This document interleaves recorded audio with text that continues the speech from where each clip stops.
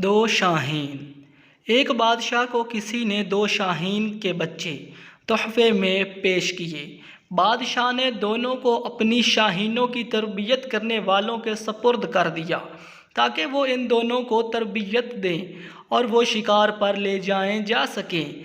एक महीने के बाद वो मुलाजिम बादशाह के पास हाजिर हुआ और कहा कि एक शाहीन तो मुकम्मल तरबियत याफ्ता हो चुका है और शिकार के लिए भी बिल्कुल तैयार है, लेकिन दूसरे के साथ पता नहीं क्या मसला है कि पहले दिन से एक टहनी पर बैठा है और कोशिशों के बावजूद हिलने का नाम नहीं ले रहा। इस बात से बादशाह का तजस्सुस बढ़ गया और इसने दरबारी हकीमों और जानवरों और परिंदों के माहिरीन से कहा कि पता लगाएं आखिर वजह क्या है।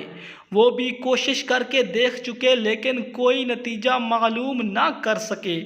फिर बादशाह ने पूरे मुल्क में मनादी करवा दी कि जो कोई भी इस शाहीन बच्चे को काबिल परवाज़ बनाएगा बादशाह से मुंह मांगा इनाम पाएगा। अगले दिन बादशाह ने अपनी आंखों से देखा कि जो शाहीन परवाज़ करने पर आमादा ही नहीं था शाही बाग में चारों तरफ उड़ रहा है। बादशाह ने फ़ौरन हुक्म दिया कि इस शख्स को पेश किया जाए जिसने ये कारनामा सर अंजाम दिया है। बादशाह के कारिंदे एक देहाती को लेकर बादशाह के पास लाए कि ये कमाल इस शख्स का है।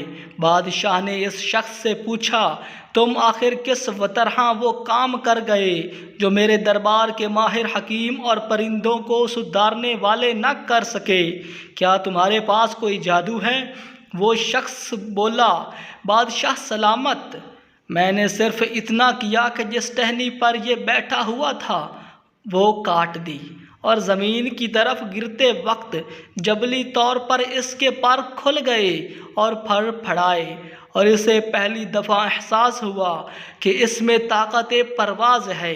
बाज़ दफ़ा हमें भी अपनी ताकत का अंदाज़ा कुछ होने से होता है, इसलिए आजमाइश से डरना नहीं बल्कि मुकाबला करना चाहिए। मेहरबानी फरमाकर चैनल को सब्सक्राइब करना और वीडियो को लाइक करना कभी भी मत भूलिएगा।